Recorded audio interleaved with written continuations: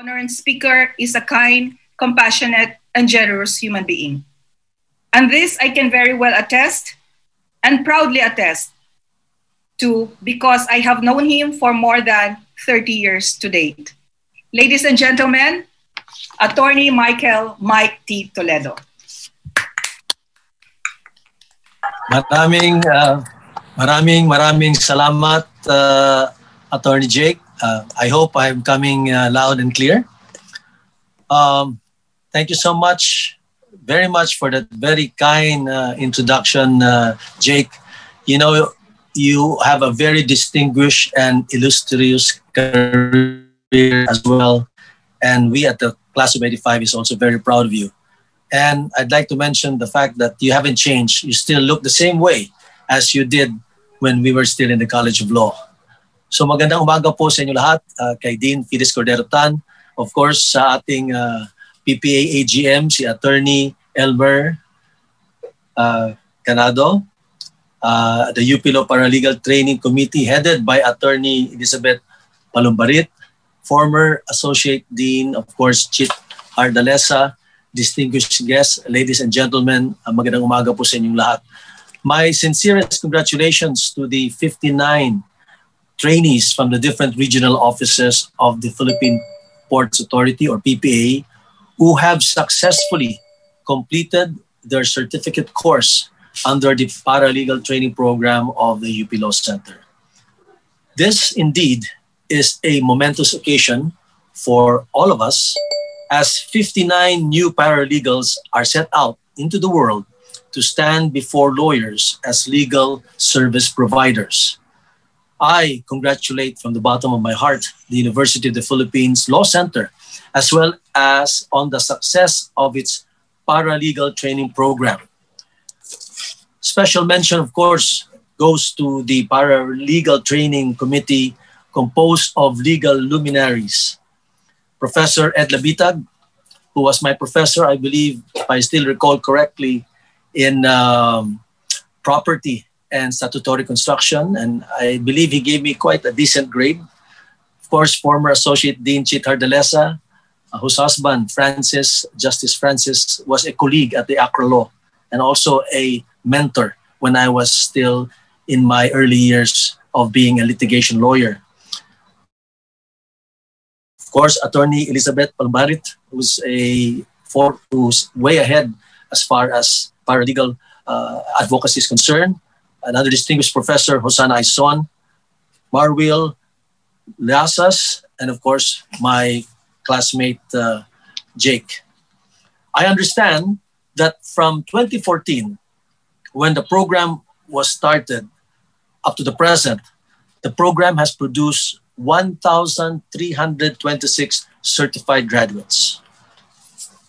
This is no small feat considering how paralegalism, as we may call it, is a novel concept and still evolving in this jurisdiction, unlike in countries, for example, like in the United States.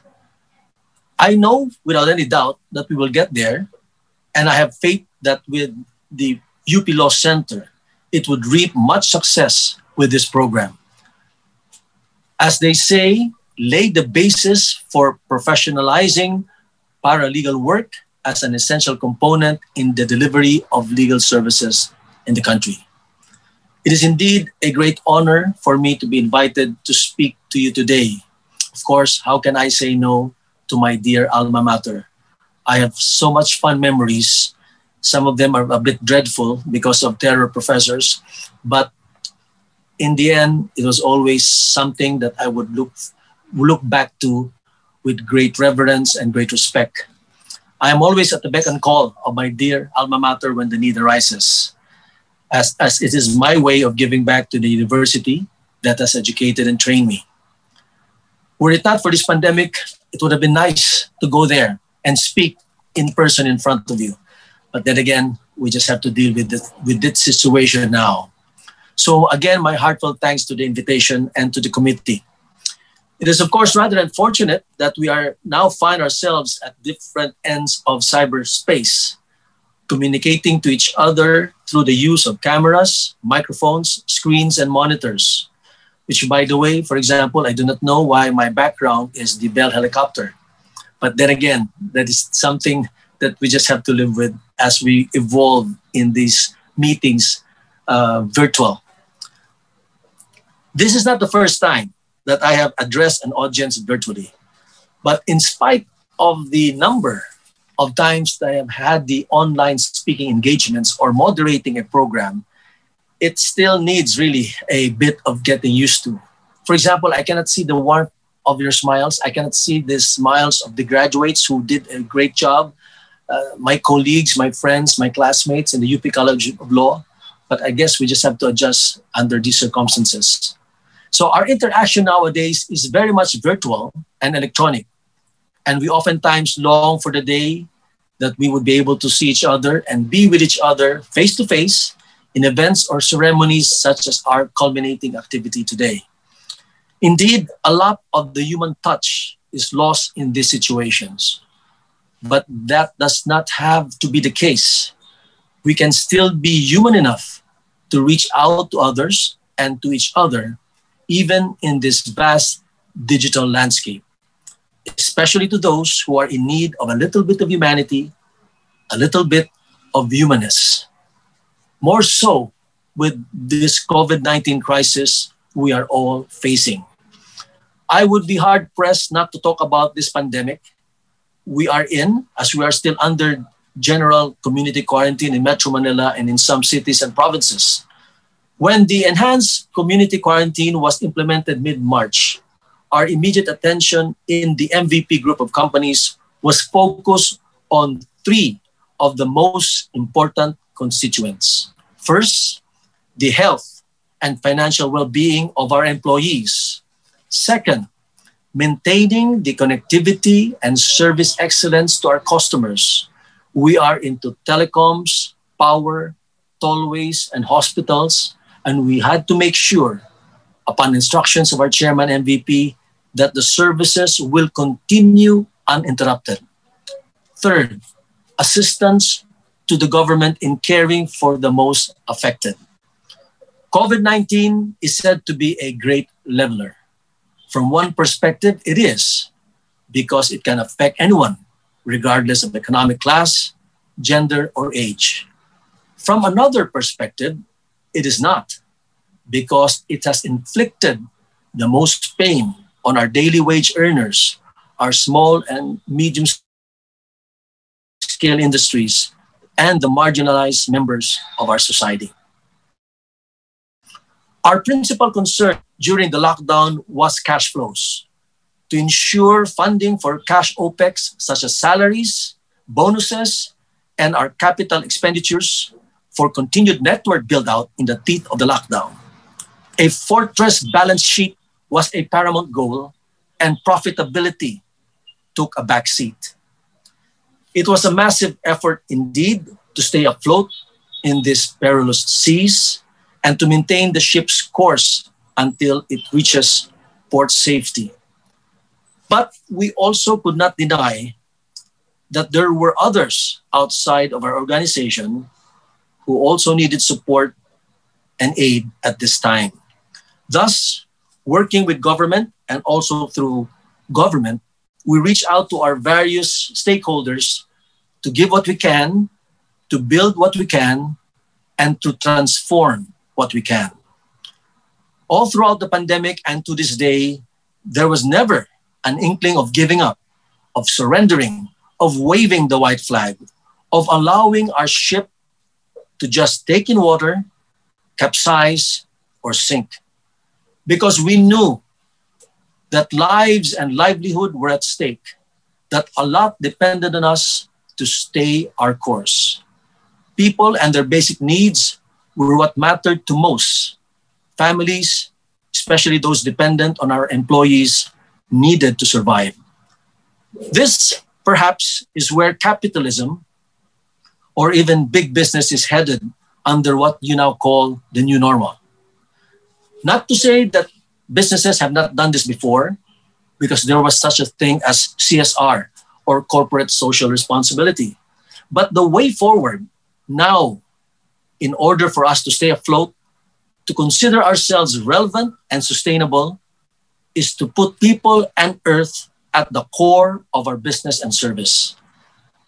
There was a recent article in the Financial Times about how Pope Francis gave his blessing to a council for inclusive capitalism, a coalition of large investors, companies, unions, and foundations whose members must commit to measurable action to create more equitable and trusted economic system.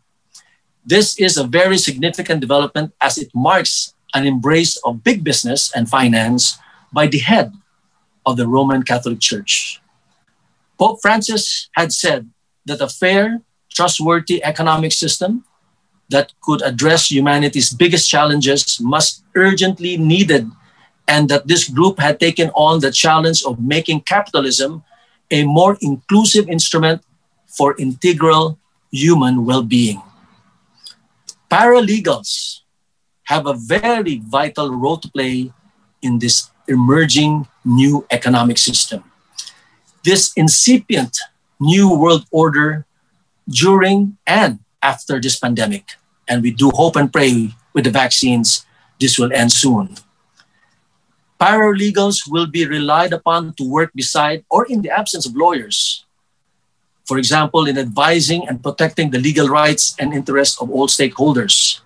Under the new normal, we see the paralegal deal more with the day-to-day necessities of the application of the law, while both lawyers and judges deal with mapping out pathways, such as in trial and practice and litigation, into the uncharted waters of the new normal.